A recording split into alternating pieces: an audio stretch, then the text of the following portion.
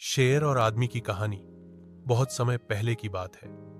एक घने जंगल में एक शक्तिशाली शेर रहता था। उसका नाम था शेरू।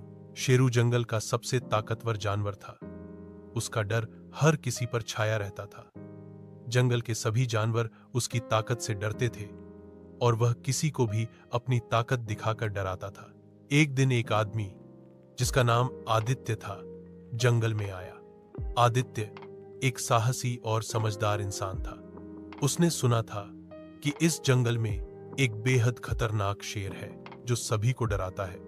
लेकिन आदित्य को इससे कोई फर्क नहीं पड़ा।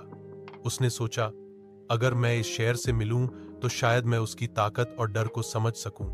आदित्य धीरे धीरे जंगल में बढ़ने लगा और कुछ समय बाद उसे शेरू मिल गया। शेरू ने आदित्य को देखा और गरजते हुए उसकी तरफ बढ़ा।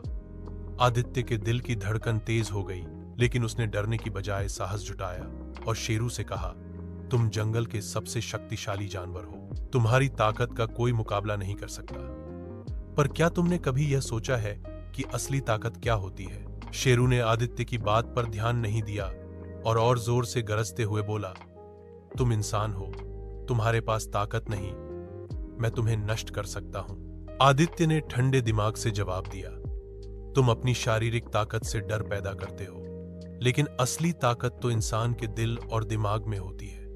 तुम्हारी ताकत सिर्फ शिकार तक सीमित है, लेकिन इंसान अपनी बुद्धिमानी, धैर्य और प्यार से दुनिया को बदल सकता है। शेरू को थोड़ी देर के लिए चुप हो गया। उसने आदित्य की बातों पर सोचा और महसूस किया कि आदमी की ताकत केवल शरीर की ताकत से कहीं ज्यादा होती है। तुम ठीक कह रहे हो, शेरू ने कहा, मेरे पास ताकत है, लेकिन अगर मैं अपना दिल और दिमाग सही